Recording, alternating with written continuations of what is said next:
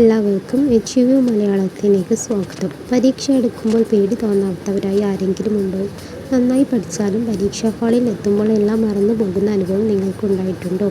Tension അടിക്കേണ്ട. ഇന്നത്തെ വീഡിയോയിൽ പരീക്ഷ നന്നായി എഴുതാനും കൂടുതൽ മാർക്ക് നേടാനും സഹായിക്കുന്ന വളരെ സിമ്പിളായ 5 ടിപ്പുകൾ ഞാൻ പറഞ്ഞുതരാം. പരീക്ഷാ പേടി മാറ്റി മികച്ച വിജയം നേടാൻ ഈ വീഡിയോ നിങ്ങളെ സഹായിക്കും. അവസാനം വരെ കാണുക. ചാനൽ സബ്സ്ക്രൈബ് ചെയ്യാൻ മറക്കരുത്. ഏറ്റവും ആദ്യത്തെയും പ്രധാനപ്പെട്ടതുമായ ടിപ്പ് ഇതാണ്. ചോദ്യപേപ്പർ കയ്യിൽ കിട്ടിയ ഉടൻ തന്നെ ഉത്തരങ്ങൾ എഴുതി തുടങ്ങരുത്. മിക്ക പരീക്ഷകൾക്കും ആദ്യത്തെ 10-15 മിനിറ്റ് കൂൾ ഓഫ് ടൈം ആയിരിക്കും. ഈ സമയം ഉപയോഗിച്ച് ചോദ്യങ്ങളെല്ലാം നന്നായി വായിക്കുക.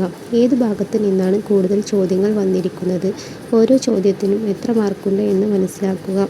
ഇതൊരു പ്ലാൻ ഉണ്ടാക്കാൻ നിങ്ങളെ സഹായിക്കും. ചോദ്യങ്ങൾ വായിച്ചു കഴിഞ്ഞാൽ നിങ്ങൾക്ക് ഏറ്റവും നന്നായി അറിയാവുന്ന ചോദ്യങ്ങൾ തിരഞ്ഞെടുത്ത് ആദ്യം എഴുതുക. അത് 1ാമത്തെ ചോദ്യമാകണമെന്നില്ല. 10ാമത്തെ ചോദ്യമാണെങ്കിലും അത് ആദ്യം എഴുതാം. ഇങ്ങനെ ചെയ്യുന്നത് നിങ്ങളുടെ ആത്മവിശ്വാസം കൂട്ടാൻ സഹായിക്കും. മാത്രമല്ല, പേപ്പർ വാല്യൂ ചെയ്യുന്ന വ്യക്തിക്ക് നിങ്ങളെക്കുറിച്ചൊരു നല്ല ഫസ്റ്റ് ഇംപ്രഷൻ ഉണ്ടാക്കാൻ ഇത് ഉപകരിക്കും. നിങ്ങളുടെ ഉത്തരങ്ങൾ എത്ര കൃത്യമാണോ അത്ര തന്നെ പ്രധാനമാണ് അത് എങ്ങനെ അവതരിപ്പിക്കുന്നു എന്നതും. വാരി വലിച്ച് പാരഗ്രാഫ് പോലെ എഴുതുന്നതിന് പകരം പോയിന്റുകളായി എഴുതാൻ ശ്രദ്ധിക്കുക. പ്രധാനപ്പെട്ട വാക്കുകൾ, തിയറികൾ, ഫോർമുലകൾ എന്നിവ അണ്ടർലൈൻ ചെയ്യുക. ഡയഗ്രാംസ് ആവശ്യമുണ്ടെങ്കിൽ വൃത്തിയായി വരയ്ക്കുക. ഇത് നിങ്ങളുടെ പേപ്പറിന് കൂടുതൽ വ്യക്തത നൽകും. ഒരു ചോദ്യത്തിന് വേണ്ടി അമിതമായി സമയം ചെലവഴിക്കരുത്. പലപ്പോഴും ഒരൊറ്റ ചോദ്യത്തിൽ സ്റ്റക്കായി പോകുന്നത് കാണാറുണ്ട്. ഒരു ചോദ്യത്തിന് ഉത്തരം കിട്ടിയില്ലെങ്കിൽ അതിനു വേണ്ടി കുറച്ച് സ്ഥലം വിട്ട് അടുത്ത ചോദ്യത്തിലേക്ക് കടക്കുക.